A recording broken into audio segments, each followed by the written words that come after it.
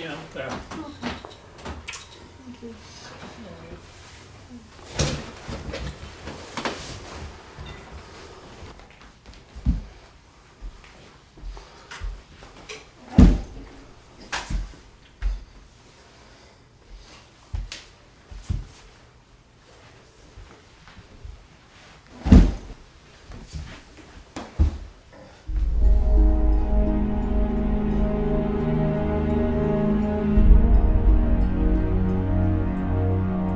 You don't want to be viewed as different. You know, it's not the disease that cripples you as much as the perception of who you are and what the disease is doing to you that can cripple you further than the disease ever could.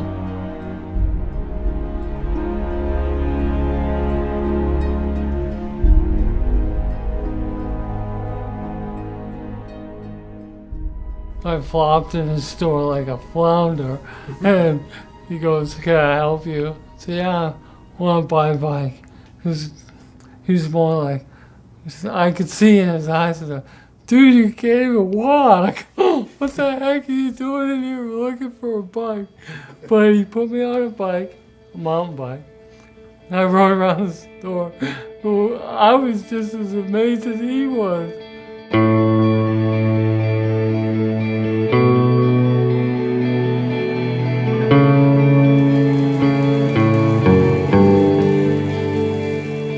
You know what it seemed like to me, Brian? It seemed like that day opened a door, and I'm not meaning the door to the store, but a door in life.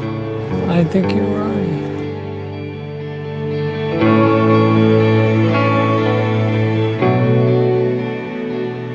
A sense of freedom immediately came over me. It was amazing. A sense of being physically free in a way I can't be on anything else in this world right now. The way I am physically today. The bike is a miracle. And I said, I gotta have more of it in my life. So I bought the bike. Is there any scientific explanation or connection to the fact that he can cycle? Well, if you see a patient with Parkinson's, they sit there rigidly and don't move. But you toss them a ball, boom. Patient will catch it. But if you say, "I'm going to toss you a ball and catch it," doesn't happen. It's a reflex movement. I don't know why it happens. I do not know. And I want to be here in front of the camera telling you I don't know. So in the absence of knowledge, I can throw thoughts around.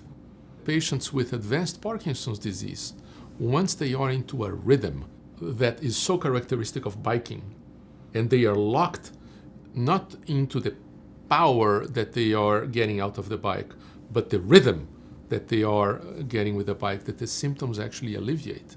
You get someone with Parkinson's disease, they look almost paralyzed, and yet once they get moving, they don't stop.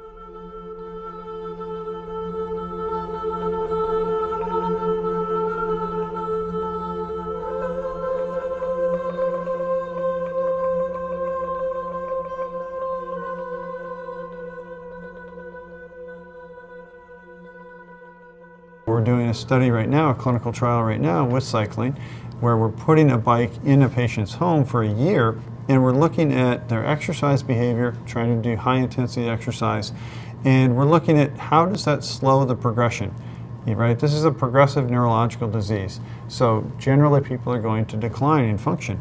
And what we found was the pattern of activation between after they did exercise and when they were on medication was almost identical. So it's very clear that exercise is certainly medicine for Parkinson's. And based on changes in the brain, it looks like it will change progression or could potentially slow progression. Good morning. It is October 5th, Friday, 2007. This is Brian Hall, and I'm on my way to the Holy Family Hospital to have a deep brain stimulation operation with Dr. Bruce Cook. Does it say how long the surgery will last? I can find out for you. Thank you. Okay? Surgical daycare pre-op? Yes. So, Get ready. Getting ready for surgery. can institute drugs. You know that we're gonna, the procedure is done in different stages? Yeah, sex change operation, right? This is the man, this is Dr. Cook. They say I'm in here for brain surgery, but I could be mistaken. It was a 10-hour surgery. It was a pretty big ordeal. We are trying to adjust or modulate the activity of a tiny little spot in one of the parts of the brain that is involved in the control of movement. You can think of it like a pacemaker that goes in the brain.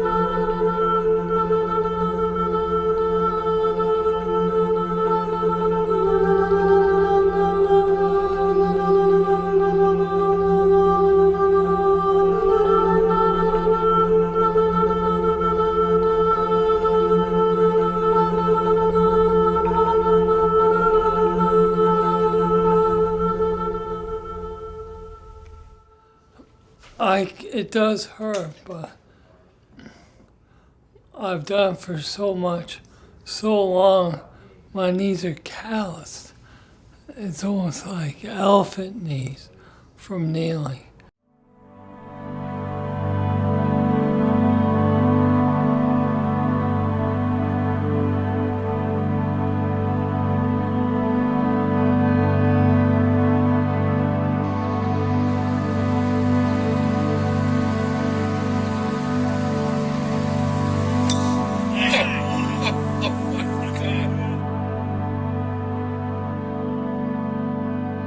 You know, he was struggling with Parkinson's, but he came out just about every day, and it was sort of his thing, his kind of escape, his way to keep going in spite of all the challenges of Parkinson's. And as we always do, we always tend to hire our best customers.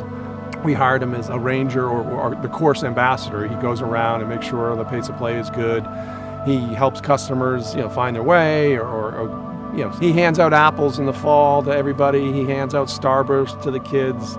He'll take pictures at family reunions, out on the golf course, and he makes the connection with the customers like nobody else ever has. Every little interaction is meaningful, and he cares, and so I guess that's something that I find extra special. You know that Brian is a serious musician too. I'm just always blown away by that too. He's got a great voice.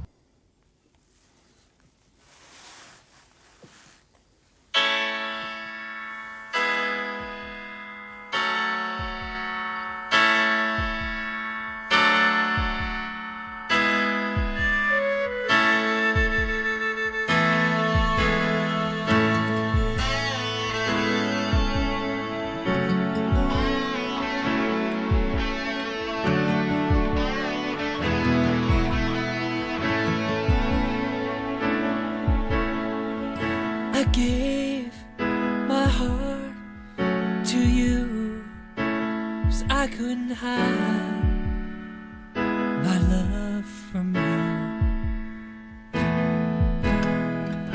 Opened my world just for you. The minute you asked me to, we had everything you said you'd want. Now my heart feels broken. You left me in the dark. You feel you have confusion in your mind. It's clear to me I need to step aside.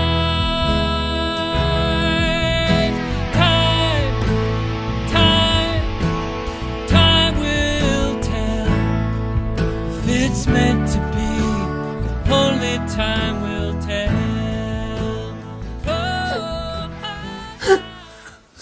Oh, Brian.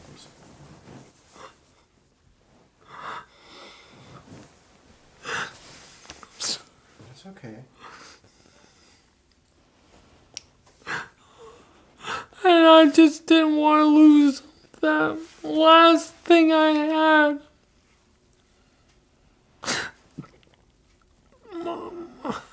my lesson. I gave up tennis, sports. I just couldn't lose music.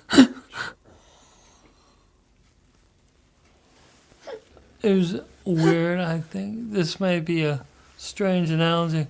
I used music as a band-aid for a long time to heal my broken soul. Mountain biking isn't that. Mountain biking is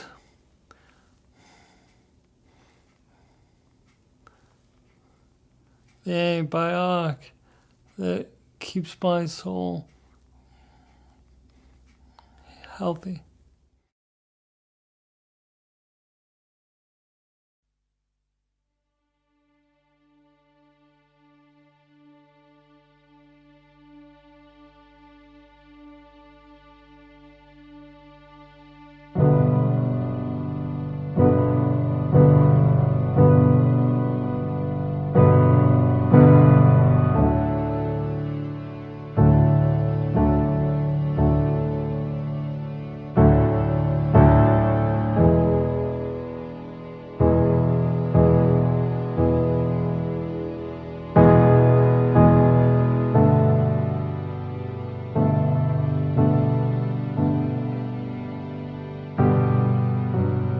Met Brian maybe 12, 13 years ago. He came on my boat as crew sailing, and first I thought I was helping this guy out, but as it's turned out in life, he's helped me so much. Yeah, he's helped me so much in terms of perspective, and also he said once that I don't look at things the way they appear to be, I look at things the way they are, meaning that this guy's dealt with some of the ego things, and he deals.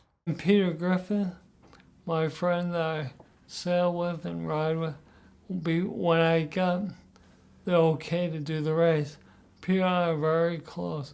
I said, Peter, call him up on the phone. Guess what? They just approved me to do the race. He got so quiet. He was like, I said, Peter, you all right? He goes, I'm concerned. I wouldn't do it if I were you, Brian. I said, why do you say that? Why do you feel that way? Because you're never going to make it. And, you know, I took what he said as love and support and concern for me. So, but it made me laugh. I go, Peter, that's not my goal to make it. My goal is to participate. My name is Jotham Oliver. I'm the events coordinator for Tin Mountain Conservation Center. Can you explain to me, when Brian went up like in 2018, what challenges was he facing?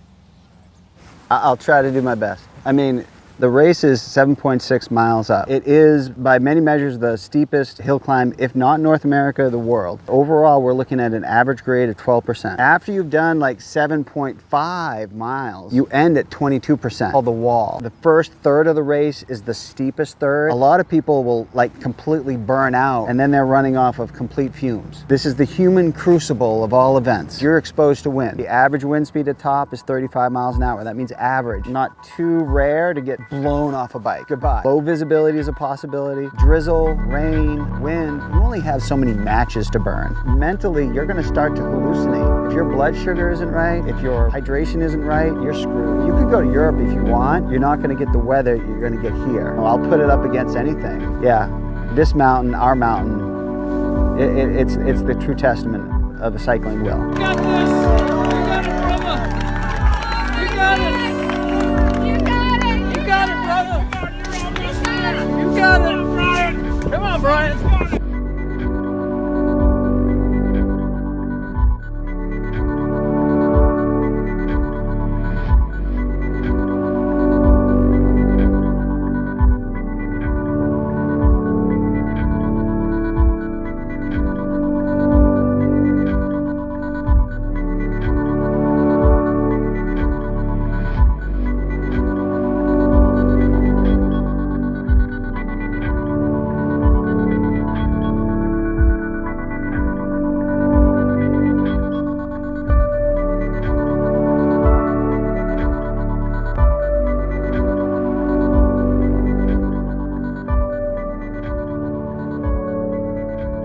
his determination to live with his disease and to have a life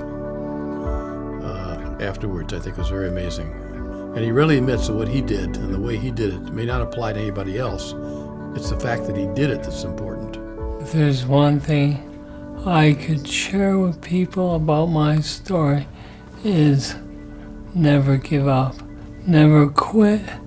And there are things we can all do to empower ourselves to change, empower our lives to be better and more productive and happier.